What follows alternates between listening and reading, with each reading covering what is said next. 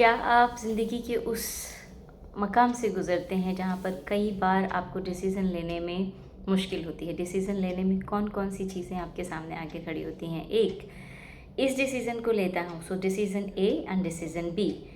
Decision A अगर लेते हैं तो उसके कुछ ड्रॉबैक हैं जो हमें जीने होते हैं, हैंडल करने होते हैं, एंड उसके प्लस पॉइंट्स हैं।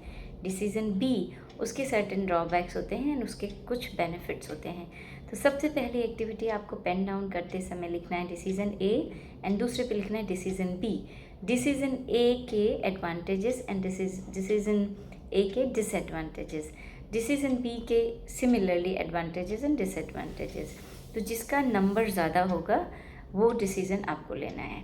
अब दूसरी डिफ़िकल्टी आप फेस करते हैं वो ये कि वो अननोन है, उसके जो रिज़ल्ट्स हैं वो बड़े अननोन हैं। यानी कि अगर मैं ये रास्ता चुनता हूँ तो उसकी जो पॉसिबिलिटीज़ हैं वो हमें अभी क्लियर नहीं होती है, हमें दिखती नहीं है, और हम अननोन के साथ में कंफर्टेबल नहीं होते हैं क्योंकि हमें गारंटी की आदत है, हमें सिक्योरिटी की आदत है।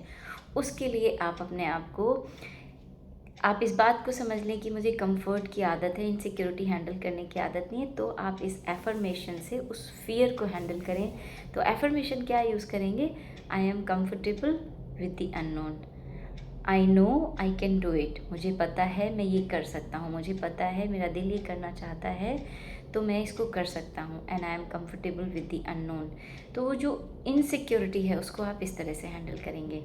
तीसरी चीज़, जब आप decision A and decision B, इन दोनों डिसीज़न को हैंडल कर रहे होते हैं तो अंदर जो टग वॉर होती है कि इस तरफ चलें या उस तरफ चलें। एक तो बिकॉज ऑफ द एनालिसिस जो आपने पेन पेपर पे किया है, दिमाग बहुत कैलकुलेटिव है, बहुत चीज़ों को एनालाइज करता है, तो जब वो एडवांटेजेस जहाँ ज़्यादा हैं उसको देखेगा तो वो कन्विंस हो जाएगा कि हमें इसे करें। लेकिन आपके जो पैटर्न्स हैं, एज आई सेड, कि फियर, इनसिक्योरिटी, वो बीच में आएगा और वो बोलेगा कि इज़ इट गारंटीड कि मैं ये करूँ तो मुझे ये मिलेगा। एंड आपने डिसीज़न डेफिनेटली इसलिए ही लिया है क्योंकि आपका दिल कुछ करना चाहता है और आपका दिमाग कुछ और करना चाहता है। तो जो तीसरी चीज़ थी वो ये, आप अपनी करंट सिचुएशन को देखें कि मेरी इस करंट सिचुएशन पे कौन सा डिसीज़न बेस्ट जाता है। दोनों ही डिसीज़न अच्छे हैं, दोनों ही आपको ग्रोथ की तरफ ले जाएंगे क्योंकि आप दोनों ही जगह अपना बेस्ट देंगे। लेकिन जहाँ से आपका हार्ट अलाइन है जिस डिसीज़न के साथ में, उस डिसीज़न को अगर आप लेते हैं तो आप खुश रह के उस काम को करेंगे। और जो फियर आएगा वो, उसके लिए आपने अफर्मेशन बोल दी कि I am comfortable with the unknown. And third, मेरी करंट सिचुएशन के लिए मुझे कौन सा डिसीज़न बेस्ट है, वो भी आपको थर्ड एंगल भी एनालाइज करना है। तो ये एक्टिविटी आपको, आई एम श्योर, हर एक के लिए ज़िंदगी में ये दौर आता है, ये समय आता है जिसमें हमारे ब्रेन में एक टग वॉर चल रही होती है कि मैं इस साइड रहूं या मैं ऑप्शन बी को चूज़ करूं।